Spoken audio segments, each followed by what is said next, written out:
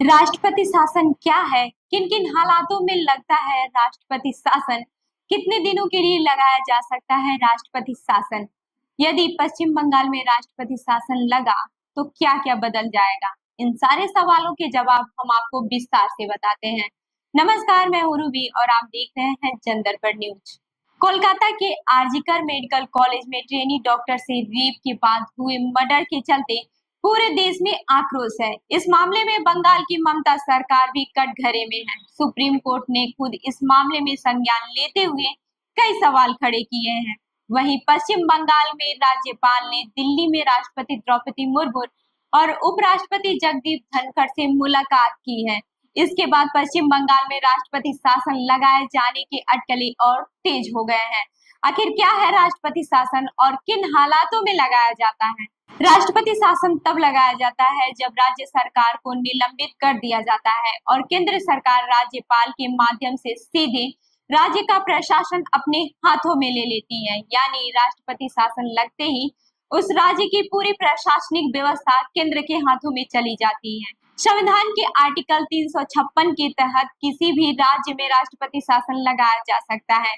राष्ट्रपति शासन दो तरीकों से लगाया जा सकता है। पहला, जब राज्य की विधानसभा में कोई भी एक दल अपना बहुमत साबित नहीं कर पाता।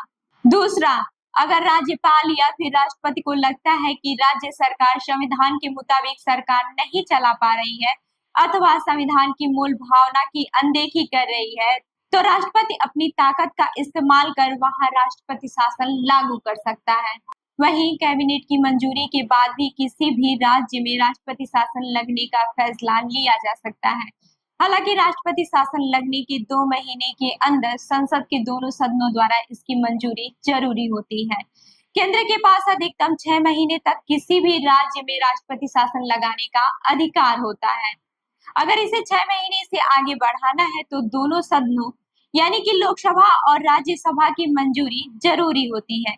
सरकार चाहे तो इसे हर 6 महीने बाद संसद से मंजूरी लेकर आगे बढ़ा सकती है। आपको बताते चले कि अगर पश्चिम बंगाल में राष्ट्रपति शासन लगता है तो मंत्रिपरिषद को भंग कर दिया जाएगा। इसके साथ ही राज्य की पूरी पावर राष्ट्रपति के पास चली जाएगी, यानी राष्ट्र की एडमिनिस्ट्रेटिव पावर खत्म हो जाएगी। इसके बाद राष्ट्रपति के आदेश पर राज्यपाल राज्य के मुख्य सचिव और अन्य सलाहकारों की मदद से कामकाज देखता है। वहीं अगर राष्ट्रपति चाहे तो राज्य विधानसभा को भंग करके उसकी ताकत संसद को सौंप सकता है। यानी इन हालातों में संसद ही राज्य से जुड़े अहम फैसले, कानून बनाने में और बजट पेश करने जैसे काम करेगी। तो इस खबर पर क्या है आपकी राय, हमें जरूर बताएं।